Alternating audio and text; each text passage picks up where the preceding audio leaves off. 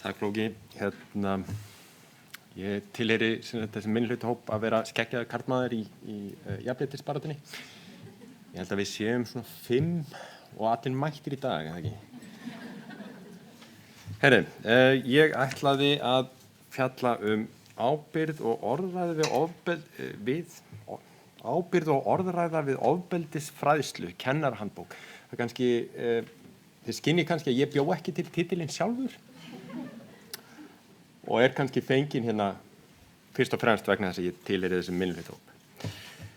Heyriði, ég ætla að fara mjög fljótt hérna yfir þetta. Við ættum eiginlega ekki að þurfa að vera hérna. Við erum best í heimi þegar kemur að jafnrétti. Margsannað. Búið að mæla þetta alveg í klessu. Og síðan kemur eitthvað svona leiðindi. Þetta frá því að MeToo frásögnum var safnað saman hérna 2018. Og það gerist ekki neitt. Jú, það var svona smá meiri meðvitund og við byrjum að tala aðeins meira þetta. En annars bara mjög lítið.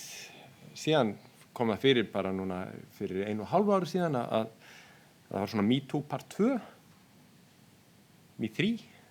Nei. Og við fórum að nafngreina gerendur. Það þótti bara alveg svakal óþægilegt. En lítið gerðist. Nema, jú, við byrjum að tala aðeins meira og það svona ákveð bakslag í baráttunni. Síðan var þetta þetta eiginlega MeToo barátta framhaldsskólanema, eða ekki? Og þessi ömurlega staðreynd að 1 af hverjum 4 konum á Íslandi hefur orðið fyrir nauðgun eða nauðgunartilraun. Og þessari risastóru og einnig vönduðustu rannsókn sem við höfum gerð á málaflokknum í heiminum. Og hér erum við. Við búum við einhvers konar nauðgunarmenningu. Já, ég þarf kannski líka að minnast aftur á tölfræði sem við höfum rætt fyrir í dag. 70% af þeim sem leita til stígamóta hafa orðið fyrir þessu ofbeldi fyrir 18 ára aldur. Svoleiðis þetta gríðarlegur fjöldi.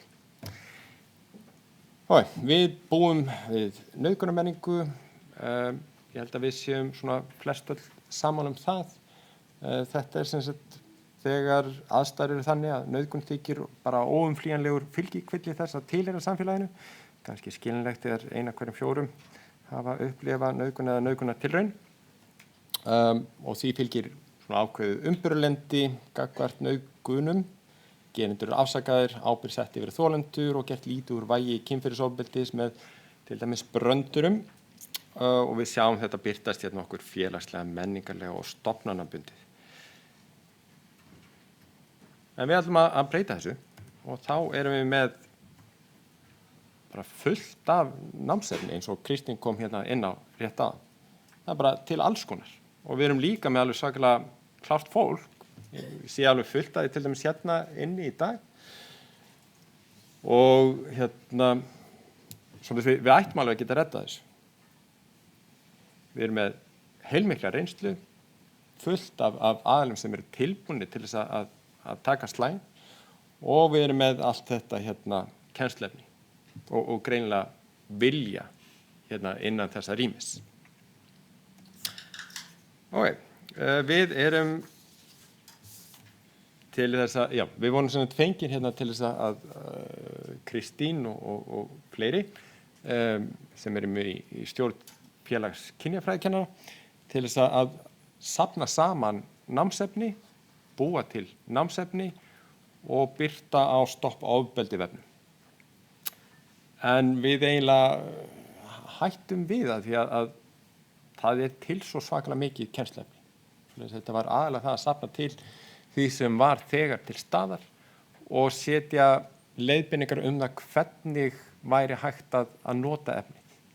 Og þetta var ekki bara eitthvað sem við áttum í handræðunum, heldur líka eitthvað sem við höfðum frá öðrum kennurum sem hafa verið að díla við sama umfjöllunarefni.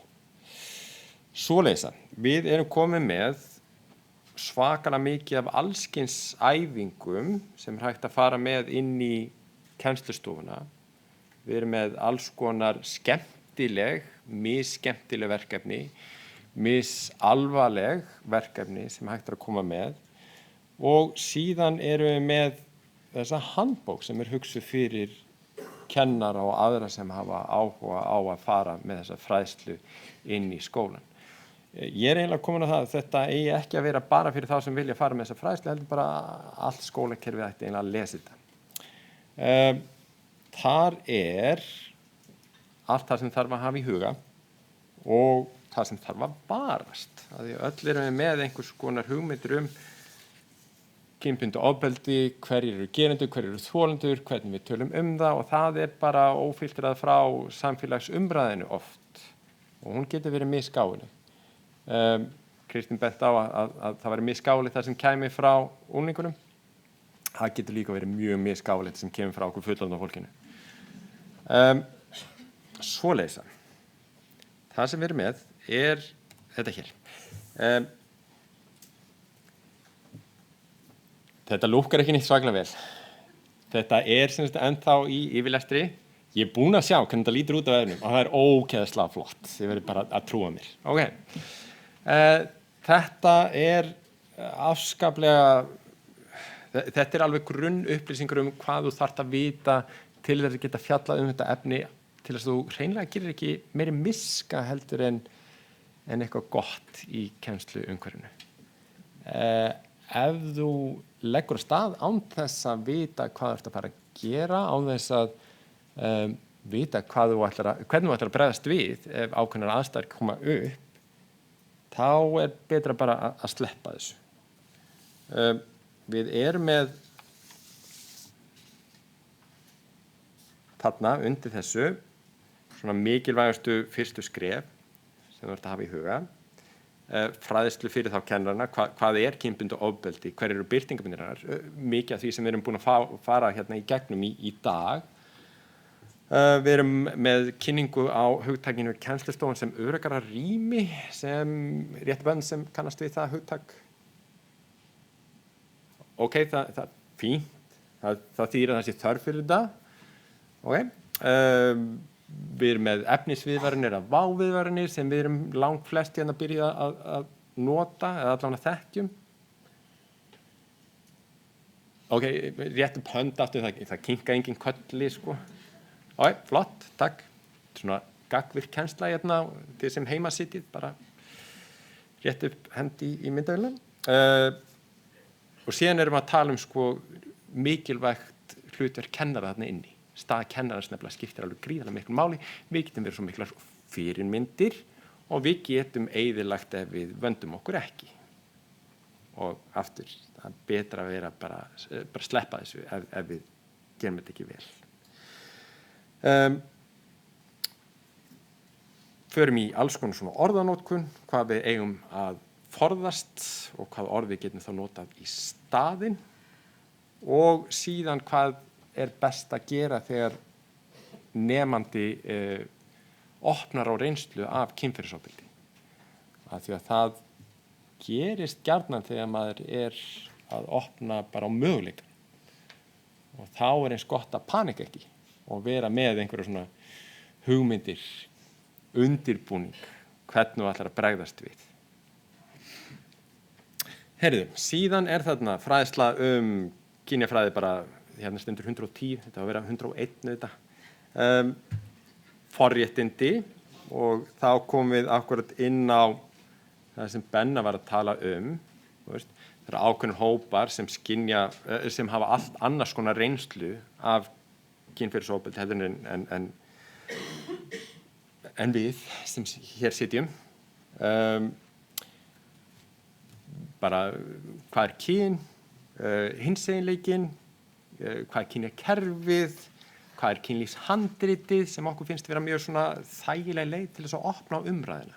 Það kynlífshandritið getur verið svo ólíkt fyrir ólíka hópa og það eru svo margir þættir sem hafa áhrif á kynlífshandritið. Má ég aftur sjá hendur? Hvað mörg ykkar sem þekkja hugtakið kynlífshandritið? Æðislegt. Þið hin, lesið, lærið. Síðan erum við með karlmennskuna og þá hvernig hún getur verið skaðleg og hvernig hún getur verið jafnvel jákvæð. Og kvenleikan sömuleiðis og síðan hvað nauðgunar menning og hvernig birtist í kringum okkur og síðan erum við með bara öll þau nemendaverkefni sem tengjast þessum ólíku þáttum.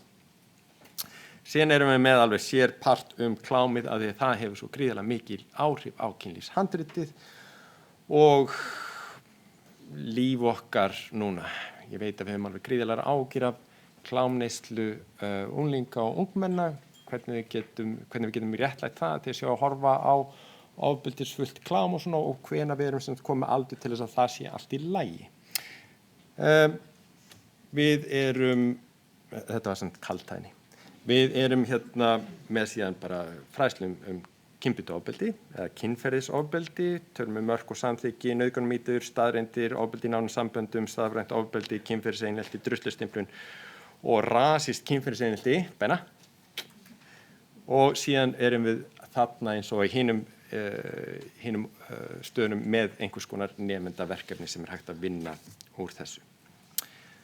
Og nemendaverkefni eru alls konar, allt frá því að tala mörk og samþykki og hvernig við getum talað þau án þess að fara kannski í svona umræður af kynferðslegum toga, að það er alveg hægt að tala mörk og samþykki í kynlífi án þess að tala nokkuð tíman kynlíf. Sum ykkar hafa kannski notað einhvers konar útgáfa pizzaverkefninu. Hvernig við ákveðum hvað við ætlum að hafa í matinn? Einhver sem bara tekur alltaf ákvörðun? Þurfum við kannski að ræða það saman? Tala ekki ef þú veist að það er búið að vera sami maturinn, kannski 7 daga í röð, ekki komið tími til þess aðeins að stokka upp í þessu og svo fræðis. Og hversum við eigum svona mikið auðveldar að tala um einhverju svona hluti heldur en þegar kemur að svona nánum samskiptum og svo fræðis. Sömuleiðis bara þjálfun í því að setja mörk, segja nei og hvað skiptir miklu máli ef við höfum akkurat að valda hlutvöllin í huga eins og Kristín kom hérna inn á áðan. Það er auðveldar að segja nei við ákveðna aðila heldur en aðra. Það er alls konar svona valda misræmi sem getur haft áhrif á það hversu örugg við erum og hversu vön við erum því að segja nei.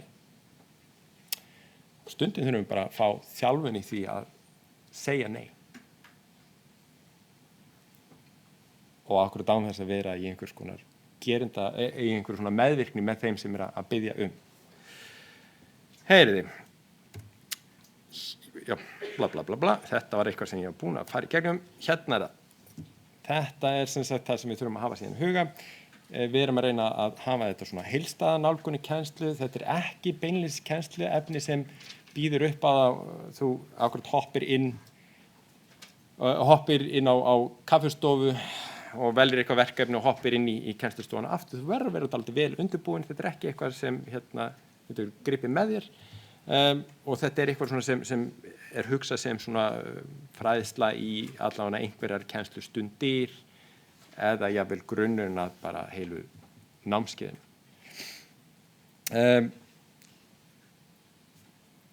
Við verðum sem sagt að flétta þetta saman, bæði ofbeldisfræðslu, kynjafræði og kynfræðslu segi, eins og Kristján var að fara inn á áðan og ég ætla ekki að fara dýpra í það. Við erum að reyna að skapa einhvers konar menningu þar sem við getum rætt kynbundið ofbeldi án þess að fara í einhvers konar gerendameðvirkni, en líka þannig að þetta verði ekki þannig að við útilokum alla þessa gerendur að þeir eru allt og margir til þess að við getum gert það og erum að reyna að beina sjónum okkar svona, eða beina kerfinu svona í það að verði einhvers konar menning ábyrgðar sem felur þá í sig það að við ætlum að gera alla að betri einstaklingum. Tala ekki þegar við erum að vinna með börnum, að þau eigi að fá sjansa á að betrumbæta sig.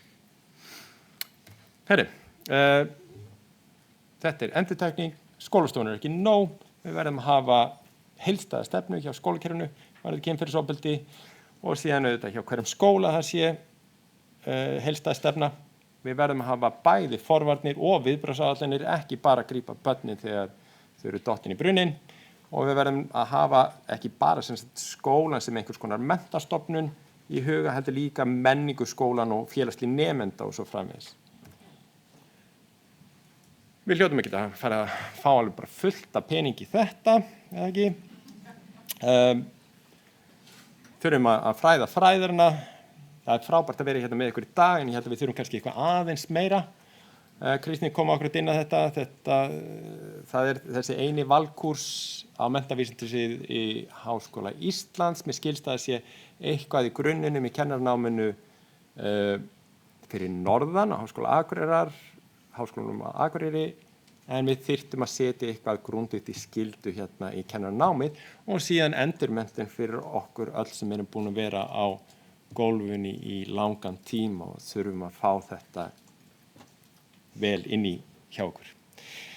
Við ætlum ekki að tala um seinustu punktana, ég er brunninn á tíma og ég bara skil þetta hérna eftir uppi fyrir ykkur þar til næsta gerist.